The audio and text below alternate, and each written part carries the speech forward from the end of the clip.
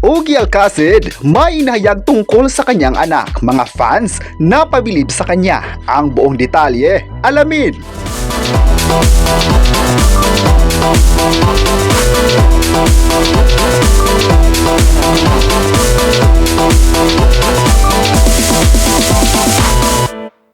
Ngayong araw, trending sa social media ang naging pahayag ni Ogie Alcacid sa publiko. Aminado ang ultimate singer-songwriter na mas istriktong magulang si Regine Velasquez sa anak nilang si Nate kaysa sa kanya. Ibang-iba raw ang dynamics nilang mag-asawa pagdating sa pagiging parents sa naghisan lang anak.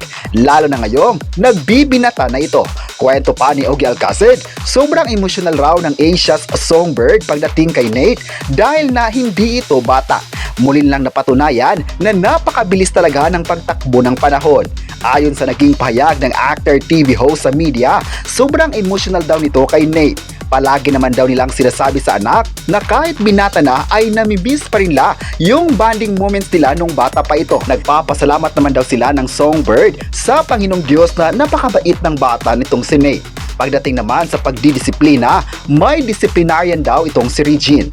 Proud daddy raw si Ogie Alcacid after masaksihan ang performance ng anak. Samantala, hahataw na ang Father's Day Tour Night concert ni Ogie Alcacid titled Daddy Okie sa June 19 at June 20. Sa kabilang banda naman ay proud din ang pamilya ni Ogie Alcacid sa pagiging member niya sa sikat na noontime program ang It's Showtime. Ayon pa ng mga netizens, magaling naman talaga si Ogie Alcacid sa pag-host dahil kitang-kita ng lahat kung gaano siya kagusto ng mga tao sa pananghalian. Marami naman talaga siyang kayang gawin bilang host kaya marami din sa mga tao ang bilib na bilib sa kanya.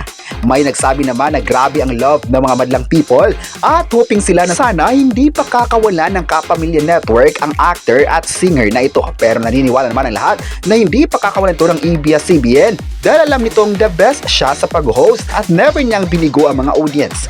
May nagsabi naman na pinatunayan talaga ni Ogie Alcacid na kaya niyang makipagsabayan sa ibang host sa It's Showtime. At kahit anong gusto ng mga audience ay naibigay naman niya ang saya para mas lalong energetic pa ng mga Pinoy. May nagsabi naman sana magtatagal pa ang nagisang Ogie Alcacid dahil paborito nila ito na host sa noontime at hindi sila papayag na papalit ito ng kahit sino. Hindi naman talaga pwedeng papalitan ito dahil nakasama na ito ng kapamilya ng ilang years. Deserve talaga ng actor at singer na mabigyan ng appreciation dahil sa napaka-passionated niyang tao. Kayo, ano ang masabi niyo na marami ang bumilib kay Ogie Alcacid? I-comment na kung masaya ka ba na naging part ng It's Showtime siya at huwag kalimutang i-subscribe ang ating YouTube channel.